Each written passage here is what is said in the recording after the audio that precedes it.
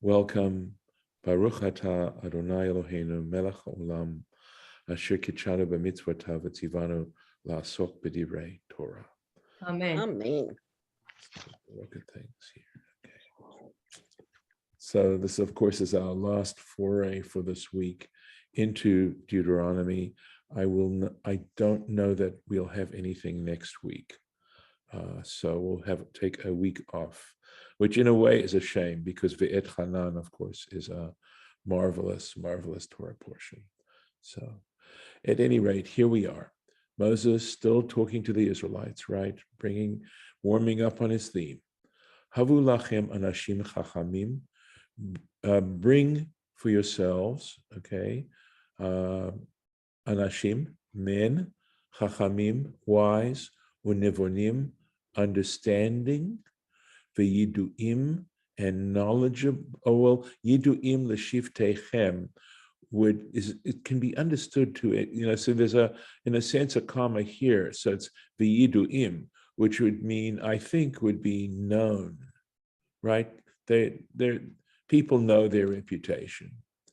L'shivteichem, for your tribes, for asimem baroshechem, and I will place them at your heads.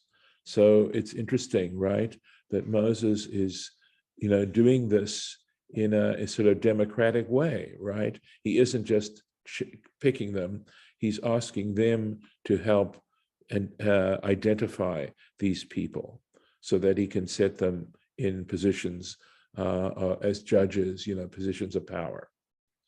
So let's see how Rashi understands this. Havu lachem.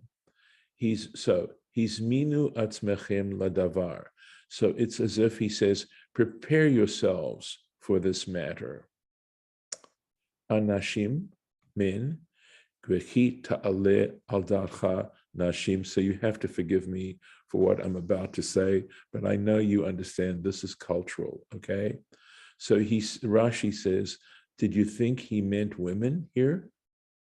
Ma Talmud lomar anashim. So why men? Why Talmud? Why does it say men? So he says, because they're supposed to be tzaddikim.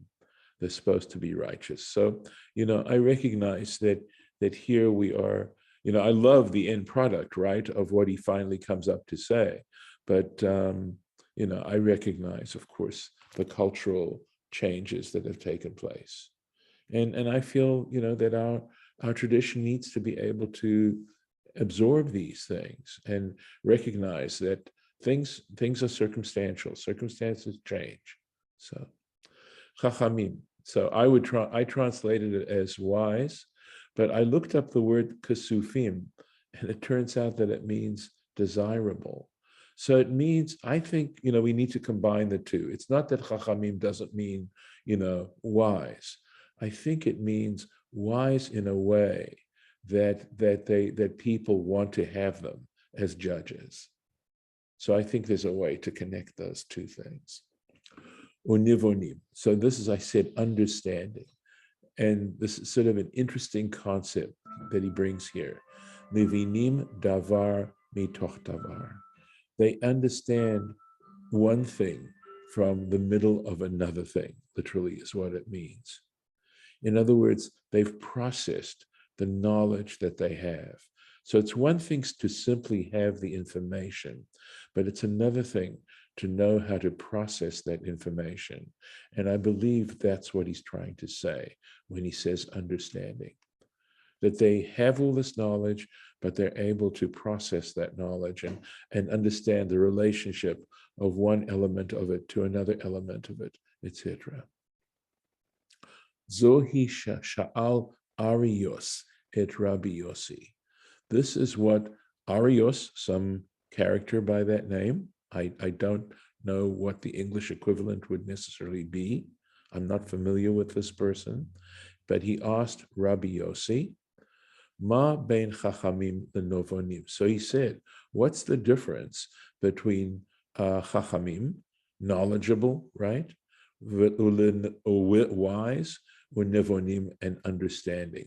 But of course, he's asking the difference in these two Hebrew words. So he says, chacham Domeh leshulchani ashir. So a chacham resembles a banker. This is somebody a money changer. That's a shulchani. So it's interesting, of course, that banker and shulchani are related, because shulchan, of course, is a table, because they'd sit and work at these tables. Shulchani ashir, a wealthy money changer. Keshemevi'in lo dinarim lerot, when they bring him dinars to examine. Ro'eh, he sees. Ukeshe'en mevinim lo yoshev vetoheh. But if they don't bring him dinars, then he simply sits and wonders. It's just sits. That's chacham. Navon, but a navon is domeh leshulchani, and this is simply, it says, a money changer. Tagar, I believe, would imply that he's a merchant, something like that. Keshemevi'in lo ma'ot, when they bring him coins. By the way, the difference between a dinar is like a gold coin. Ma'ot are simply coins. Lerot, to see.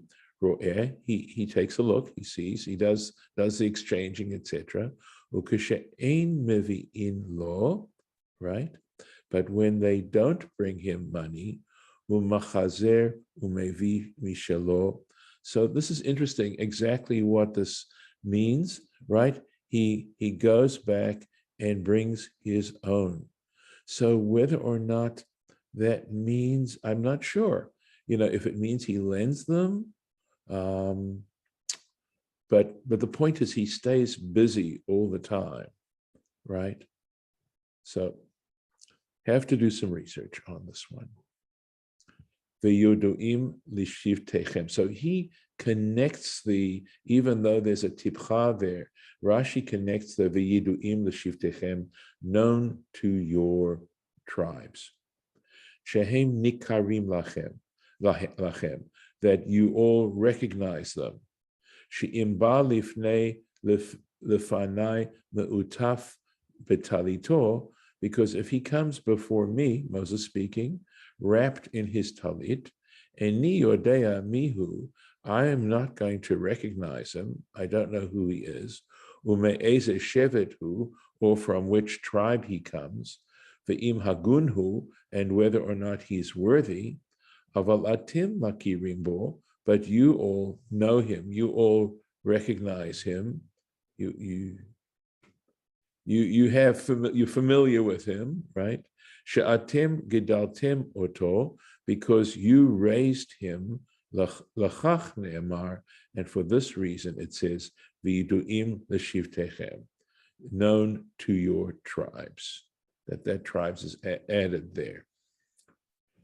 Ova roshechem, so baroshechem, sorry, at your heads. Rashim u'mechubadim aleichem. So heads and honored upon you. In other words, that you should hold them in deep honor, in positions of authority. Shetiyu nohagim bahem kavod v'yirah, that you should act with them with honor and with fear. In other words, and by fear, I think I sometimes like to translate that as taking seriously, that when they say something, it has gravitas. It isn't just something that you can toss off.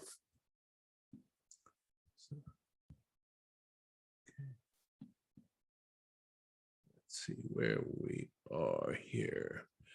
Va'asimam, right? So he says, chaser yud, that asimam should have a yud here between the sin and the mem. So he's saying it in the Torah text, it's missing that yud. Lamad she ashmotehem shel Yisrael. This teaches you that the guilt of the Jewish people of Israel, tluyot berashei dayanehem, it hangs on the heads of their judges.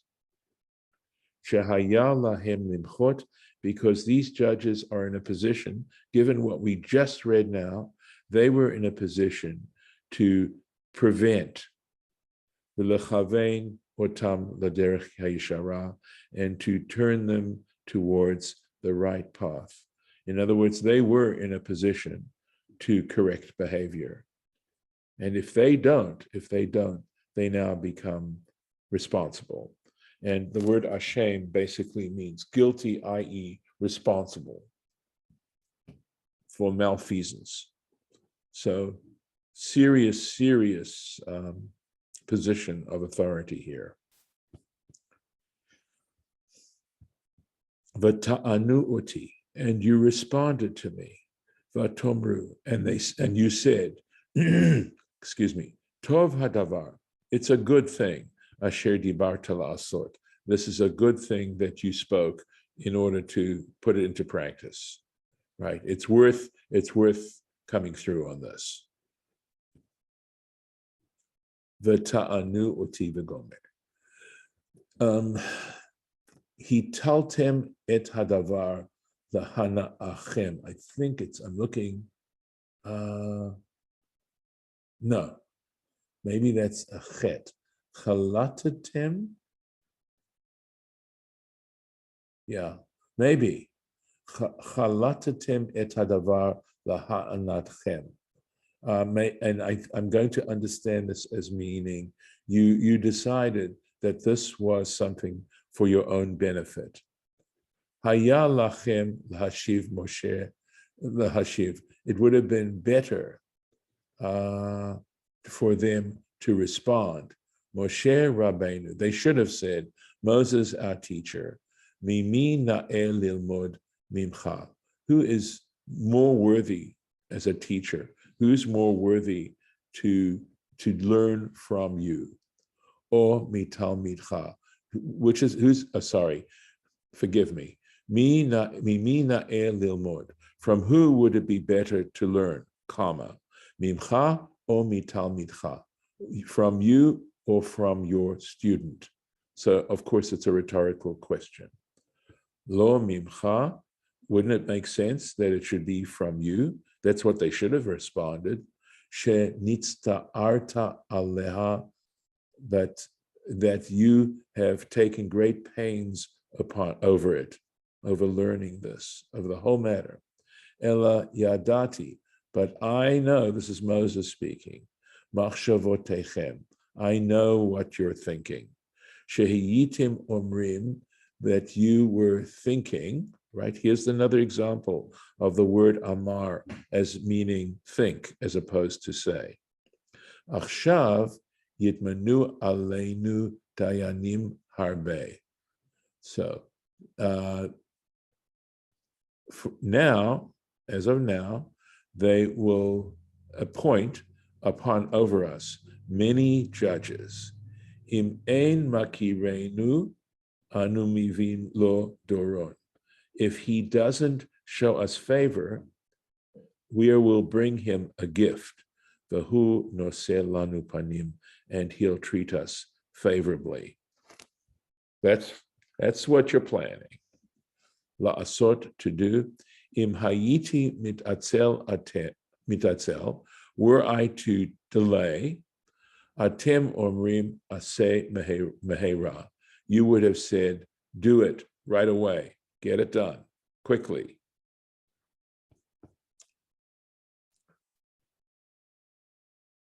Va'ekach et rashei shivtechem, and so I took the heads of your tribes, anashim, people, men, chachamim, wise, knowledgeable, right?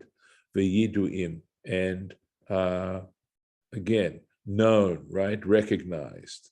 Notice a word that's missing.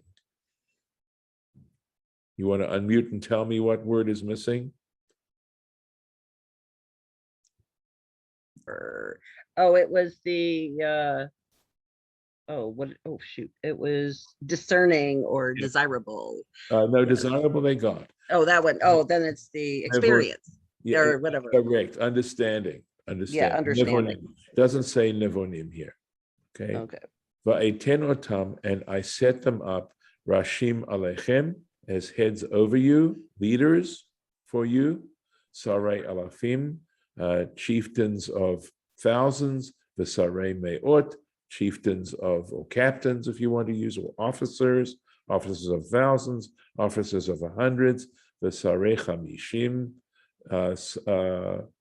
officers of 50. V'sarei Asarot, and officers of tens. V'shotrim, well, really, I prefer shotrim as officers because that's sort of basically talking about police officers, as opposed to this. A sar is more of an administrative kind of position. It's very reminiscent of the Romans and the centurions and etc. and how they set up their captains and everything else that was the same way. It's very similar. Right. So it's basic organizing principles. I am sure that any society basically had to operate like this. That you have to, you have to go from, you have to be able to deal with the individual, but that takes tremendous amount of effort and time, etc. But you have to be able to have a broader, a broader perspective as well, and in the process of organizing. So yeah, I'm sure even the Greeks did it. And as you can see, the Torah talks about it. And our judging system is similar. Exactly. I was going to say, right. All the way to the Supreme Court. Right. You have to have a fair process. So back up here for the Rashi. Va'ikach et rashei shivtechem. So I took the heads of your tribes, the leaders of your tribes, mishachtim b'davarim. I encouraged them, I drew them in with words. These are the words. Ashrechem, happy are you, fortunate are you. Al mi batim, alehitmanot, regarding who you are coming to be appointed, right? Al bnei Avraham, Yitzchak, v'Yaakov. You're being called forth to be appointed over the children, the descendants of Abraham, Isaac, and Jacob. Al bnei Adam, shenikra'u achim. So regarding people, shenikra'u, who are called achim, brothers, v're'im, friends, chelek, a portion, v'nachala, an inheritance, v'chol lashon chiba, and all these terms of endearment. So that is to say that God refers to Abraham, Isaac, and Jacob, and also in these kinds of terms. Anashim, so he says men, chachamim,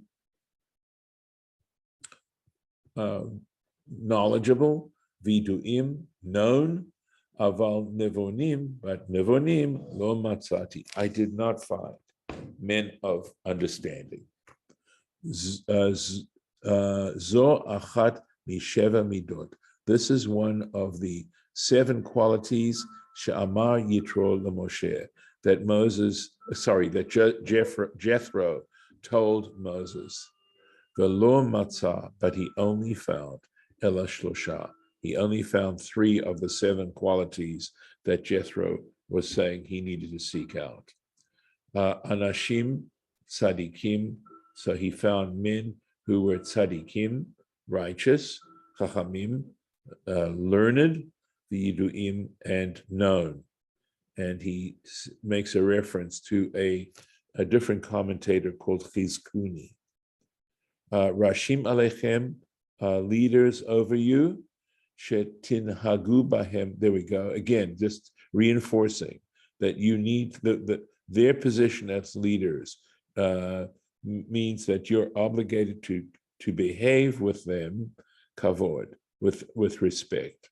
Rashim b'mekach. So you need to, in other words, you should give them honor. And he's saying how. Rashim b'mekach. In other words, if there's a transaction, a business transaction, you need to show them some deference, okay, some preferential treatment. Rashim b'menkar. Okay, so mekach and menkar is trade, right? So they need to get the first opportunity with regard to selling. Rashim b'masa umatan. So masa umatan is how can I put it? Handling, something like that, right? Masa matan, I believe, deals with business. Nichnas, here we go. Mi beito levet hakneset acharon. Okay, he is the last to come into the synagogue. V'yotze rishon, but he's the first to leave. Sarei alafim, heads of thousands, etc. Sanhedrin. So he says, achad memuneh al elef, one individual who's appointed over 1,000.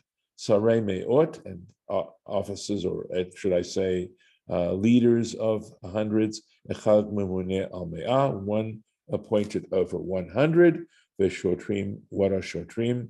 Maniti aleichem, I have established for you or appointed over you for your tribes, elu, these shotrim, hakoftim, who force, the hamakim birtuah, and they can beat with the strap, al pi hadayanim, at the instruction of the judges. So a little more corporal punishment than we would normally entertain. The issue is that when you're a policeman, you have to act with force.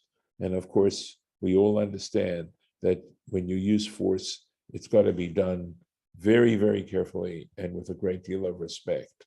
So that's it for now. And I'm going to simply put the marking in here. So here we are.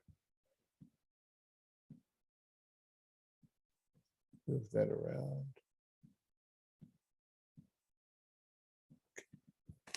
Very good. I'm going to stop the share at this point and thank those who joined us for this study.